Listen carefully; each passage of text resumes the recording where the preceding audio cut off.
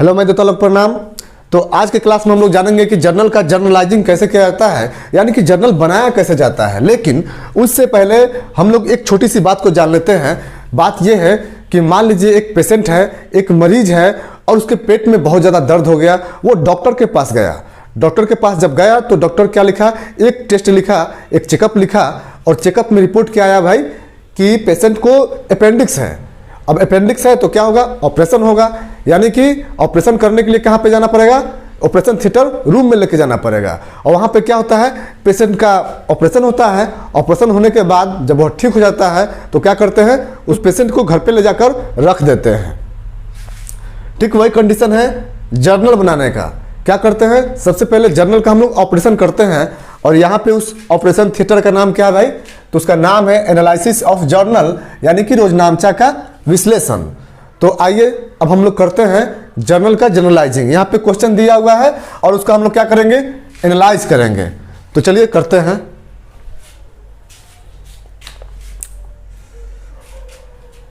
लेकिन उससे पहले जान लेते हैं, यहाँ पे एस और एन लिखा हुआ है, इसका मतलब है सीरियल नंबर, यानी कि कौन सा जर्नल हम कर रहे हैं उसका नंबर यहाँ पे देंगे। अकाउंट इफेक्टेड, कौन सा खाता प्रभावित हो रहा है उसको निकालेंगे। काइंड्स ऑफ अकाउंट, जो खाता निकला है कौन अकाउंट है वो पहचानेंगे। उसके बाद रीजन जानेंगे। फिर क्या करेंगे, रीजन के हिसाब से DRCR हम लोग करेंगे। तो सबसे पहले एक नंबर क्वेश्चन हम लोग सॉल्व करेंगे, बनाएंगे। तो एक नंबर क्वेश्चन का काम करेंगे तो यहाँ पे एक नंबर लिख देंगे, ठीक है। फिर अब देखना यह है यहाँ पे कि क्या लिखा हुआ भाई, तो राम मोहन ने नकद से व्यवसाय आरंभ किया। राम मोहन ने नकद से व्यवसाय आरंभ किया, ऐसा क्वेश्चन में दिया हुआ है। लेकिन जर्नल का क्वेश्चन पढ़ने के लिए एक नोट्स है जो आप अपने माइंड में रखिए हमेशा। यानी कि जर्नल का क्वेश्चन पढ़ने से पहले हम लोग क्या करेंगे, इस क्वेश्चन के पहले या तो हम, हमें या मैं लगाएंगे, तभी जाके क्वेश्चन जो है सही समझ में आएगा और एकदम आसान से बनेगा। कहीं कुछ नहीं है, बिल्कुल आसान लगेगा जर्नल भाई। तो यहाँ पे हम लगा के पढ़ते हैं, यानी कि राम मोहन की जगह पे हम क्या लगाते हैं, हम। फिर पढ़ते हैं क्वेश्चन को। हमने नकद से व्यवसाय आरंभ किया। हमने नकद से व्यवसाय आरंभ किया। तो कहना यह है कि सिक्के के दो पहलू होते हैं, एक हेड और एक टेल। कम से कम दो खाता जरूर निकलेगा, दो से कम नहीं होना चाहिए। यानी कि दो से अधिक हो सकता है, दो खाता हो सकता है, लेकिन एक खाता नहीं हो सकता है, क्योंकि एक खाता होगा तो हिसाब नहीं बनेगा।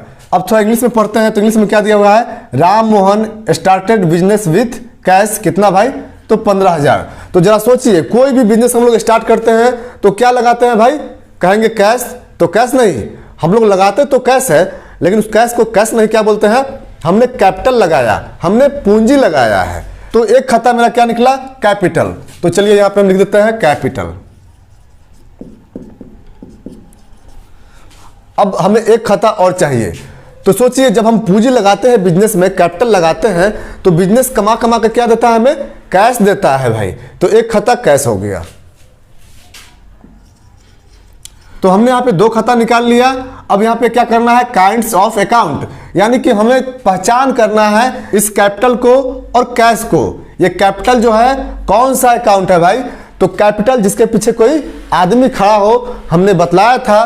तो वह क्या होगा भाई, तो पर्सनल अकाउंट होगा। तो चलिए हमने यहाँ पे पहचान कर लिया कि कैपिटल जो है पर्सनल अकाउंट्स है। फिर दो में पहचाने कैश, और कैश संपत्ति है, यानी कि यह रियल अकाउंट है। अब हमने खाता भी निकाल लिया, खाता को पहचान भी लिया। अब रीजन देखना है कि कैपिटल है तो पर्सनल अकाउंट है, और पर्सनल अकाउंट में कौन सा काम होता है भाई, तो पर्सनल अकाउंट में काम होता है लेने का और देने का, रिसीव करने का और गिव करने का। तो यहाँ पे देखना है कि कैपिटल पर्सनल अकाउंट है, तो कैपिटल जो है ले रहा है, नहीं कि दे रहा है। कैपिटल के पीछे कौन होता है भाई, मालिक होता है। तो मालिक जैसे ही पूंजी लगाता है तो बिजनेस कमा कमा के कैश देने लगता है, यानी कि कैश जो है मालिक लेने लगता है। तो यहाँ पे ये क्या हो गया भाई, रिसीवर हो गया। तो कैपिटल यहाँ पे पर्सनल अकाउंट हुआ। और पर्सनल अकाउंट्स का रूल्स क्या कहता है भाई, कि यदि कोई ले रहा है तो DR में डालो और दे रहा है तो CR में डालो। यानी कि रिसीव कर रहा है तो DR में डालो और गिव कर रहा है तो CR में डालो। तो यहाँ पे देखना है कि कैपिटल रिसीव कर रहा है कि गिव कर रहा है? कैपिटल कौन है भाई? तो कैपिटल मालिक होता है, क्योंकि मालिक के नाम की जगह पे कैपिटल लिखा जाता है। तो कहना यहाँ पे है कि जब कोई मालिक बिजनेस करता है तो पूंजी देता है या कि लेता है? तो भाई पूंजी देता है, और देता है तो क्या होगा? ये गिवर होगा। और गिवर किस साइड में होता है भाई? तो गिवर सीआर में होता है। तो यदि एक सिक्का हो और हम जान जाए कि इस तरफ हेड है, तो निश्चित है कि दूसरी तरफ क्या होगा? टेल होगा। तो हम जान गए कि कैपिटल किस साइड में गया? सीआर में। इसका मतलब कैश जो है डीआर में ही जाएगा। लेकिन फिर भी हम लोग इसका एनालाइज करके, विश्लेषण करके देख लेते हैं कि डीआर में जाएगा तो क्यों जाएगा, क्या कारण होगा। जैसे यहाँ पे एक कारण हुआ ना, गिवर, यानी गिवर है कारण, इसलिए सीआर में हो गया कैपिटल। अब कैश कौन अकाउंट, तो हम लोग देख चुके हैं कि कैश रियल अकाउंट है, और रियल अकाउंट में कौन सा काम होता है? यानी कि या तो संपत्ति आता है, नहीं तो संपत्ति जाता है। तो कहना यहाँ पे है कि कैश आ रहा है, कैश जो है वो आ रहा है या कि जा रहा है। तो जैसे ही मालिक पूंजी लगाता है तो बिजनेस क्या करता है? कैश कमा कमा कर देने लगता है, और मालिक जो है कैश लेने लगता है, यानी कि मालिक के पास कैश आने लगता है। तो कैश क्या हो रहा है? आ रहा है, यानी कि इनकमिंग हो रहा है। और इनकमिंग किस साइड में होता है भाई? तो इनकमिंग डीआर में होता है।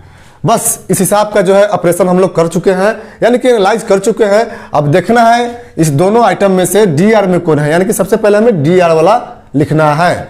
तो देखिए यहाँ पे कैश जो है डीआर में है, तो सबसे पहले हम क्या लिखेंगे? कैश अकाउंट डीआर, और टू का मतलब यहाँ पे सीआर हो जाता है। टू में कौन चला जाएगा? Capital account, capital account. बस इतना सा ही हिसाब है जर्नल का, और इतना ही बनाने के लिए हम लोग यहाँ पे विश्लेषण किए हैं कि आखिर डीआर होगा तो क्यों होगा, और सीआर होगा तो क्यों होगा। लेकिन ये चीज आप शुरू में जो है कि एनालाइज कर सकते हैं, 1 2 दिन 4 दिन 5 दिन, इसके बाद ये चीज आपके माइंड में होना चाहिए। यानी कि एक बार हम देखेंगे कि प्रश्न से कौन कौन सा खाता निकला, और वह कौन सा अकाउंट है, और वह आ रहा है कि जा रहा है, वह ले रहा है कि दे रहा है, खर्चा है कि आय है, और इसके हिसाब से हम लोग डीआर सीआर कर लेंगे।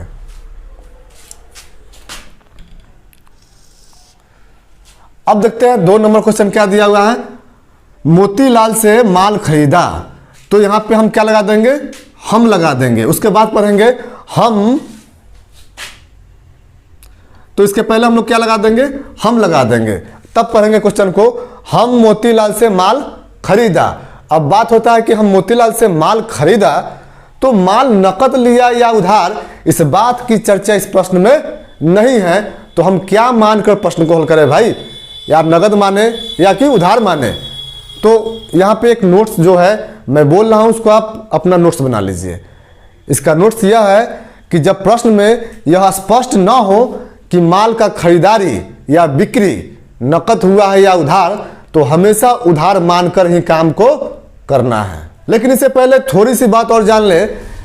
बात यह है कि जब कोई व्यक्ति कोई सामान खरीदने जाता है दुकान में नकद, तो क्या दुकानदार नाम पूछता है? कभी नहीं पूछता है, क्योंकि उसके नाम से उसको कोई मतलब ही नहीं होता है, बस पैसा लेता है और सामान देता है। लेकिन वहीं कोई व्यक्ति उधार खरीदने जाए तो दुकानदार उसका नाम जरूर पूछता है, क्योंकि नाम से उसे मतलब हो जाता है, नाम से मतलब रह जाता है। एक उधार खरीदने वाले व्यक्ति के नाम से मतलब दुकानदार को 2 बार होता है, एक तो उधार लेने के समय और एक पेमेंट करने के समय। यानी कि जब उधार लेने जाता है तो दुकानदार क्या पूछता है? भाई किस नाम से लिख दे उधार। और जब पेमेंट देने जाता है तो दुकानदार क्या बोलता है? भाई किस नाम से खाता लिखाया था? तो हम बोलते हैं कि फल्ला फल्ला नाम से खाता लिखाया था। फिर वह हिसाब देखता है, हिसाब करता है, और हिसाब का निपटारा हो जाता है। उसी तरह से यहाँ पे दिया हुआ है कि हम मोतीलाल से माल खरीदा, तो यह क्लियर ही नहीं है कि यह नकद है या उधार, तो हम क्या मानेंगे? उधार मानेंगे। और उधार मानेंगे तो एक खाता क्या निकल जाएगा? मोतीलाल। तो चलिए यहाँ पे हम 2 नंबर में लेते हैं क्या? मोतीलाल, मोतीलाल। अभी एक खाता और हमें निकालना है। अब क्या है? फिर से पढ़ेंगे क्वेश्चन। हम मोतीलाल से माल खरीदा, तो माल खरीदा तो एक तो मोतीलाल हो गया और एक माल यानी कि गुड्स हो गया, या परचेज भी हम यहाँ पे लिख सकते हैं। यहाँ पे हम लोग गुड्स की जगह पे खरीदने के सेंस में परचेज और बेचने के सेंस में सेल्स लिख सकते हैं कब, जब संपत्ति का नाम न दिया हो तब। तो यहाँ पे देखिए कोई संपत्ति का नाम दिया हुआ है नहीं, सीधा बोला है कि हम मोतीलाल से माल खरीदा, तो उस माल का नाम नहीं है। तो यहाँ पे हम गुड्स की जगह पे परचेज भी लेकर बना सकते हैं, और परचेज लेना ही ज़्यादा अच्छा होगा क्योंकि लेजर में हम एक खाता खोलने से बच जाएंगे। तो आइए एक परचेज लेते हैं।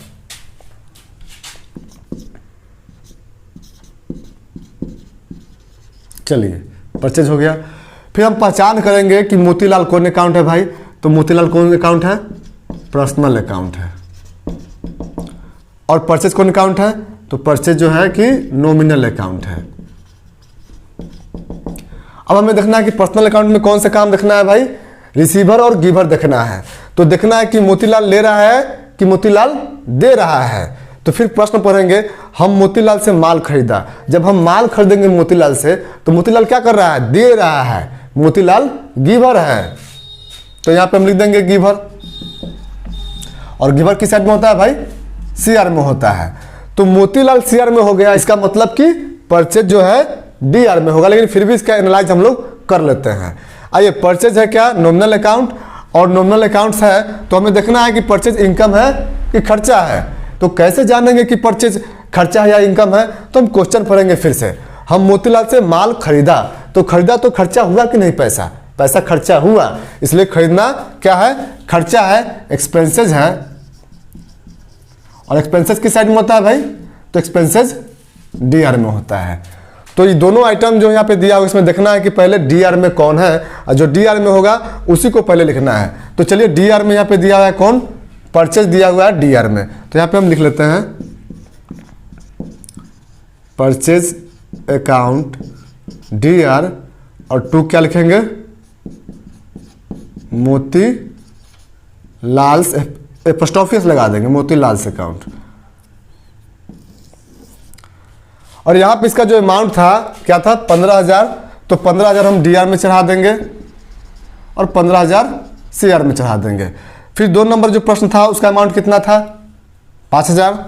तो 5,000 डीआर में लिख देंगे और 5,000 सीआर में लिख देंगे। अब चलते हैं हम लोग 3 नंबर क्वेश्चन पे। तो 3 नंबर क्वेश्चन पे क्या दिया हुआ है, हम लगाएंगे पहले क्वेश्चन के पहले, उसके बाद पढ़ेंगे इसे। तो चलिए हम लगा के पढ़ते हैं। हम मूलचंद को माल बेचा, हम मूलचंद को माल बेचा, इसे इंग्लिश में लिखा गया है सोल्ड गुड्स टू मूलचंद। यहां पे भी इंग्लिश में दिया हुआ है बॉट गुड्स फ्रॉम मोतीलाल। तो यहां पे क्या दिया हुआ है, मूलचंद को माल बेचा, यानी कि हम मूलचंद को माल बेचा, नकद है या उधार इस बात को क्लियर नहीं किया है। तो हम इसको क्या मानेंगे कि उधार बेचा, और उधार बेचा तो एक कौन हो जाएगा भाई, मूलचंद हो जाएगा। 3 नंबर में क्या हो गया, तो यहां पे हो गया मूल चंद। और माल बेचा है, तो बेचे हैं तो उस माल का नाम नहीं है, यानी कि गुड्स का नाम नहीं दिया हुआ है। तो गुड्स की जगह पे हम क्या ले सकते हैं, तो गुड्स की जगह पे हम क्या ले सकते हैं, सेल्स ले सकते हैं। तो चलिए एक सेल्स ले लेते हैं, सेल्स। अब चलिए 2 अकाउंट्स हमारे पास आ गए हैं। अब हमें क्या देखना है भाई कि मूलचंद जो है कौन सा अकाउंट है। तो मूलचंद कौन अकाउंट है भाई, पर्सनल अकाउंट है। और सेल्स कौन सा अकाउंट है, तो नॉमिनल अकाउंट है।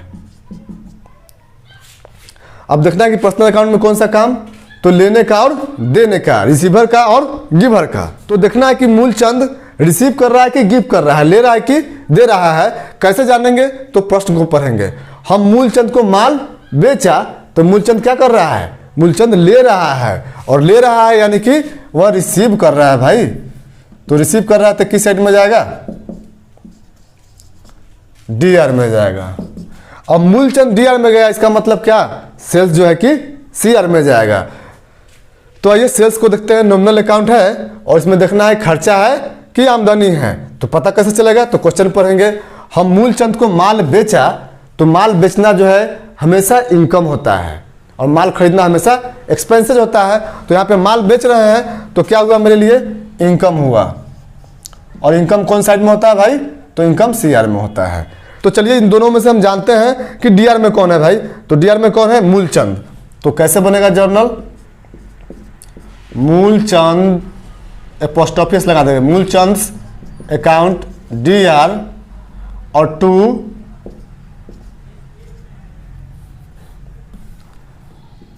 टू सेल्स अकाउंट, और जितना अमाउंट है चढ़ा देंगे। अमाउंट कितना है?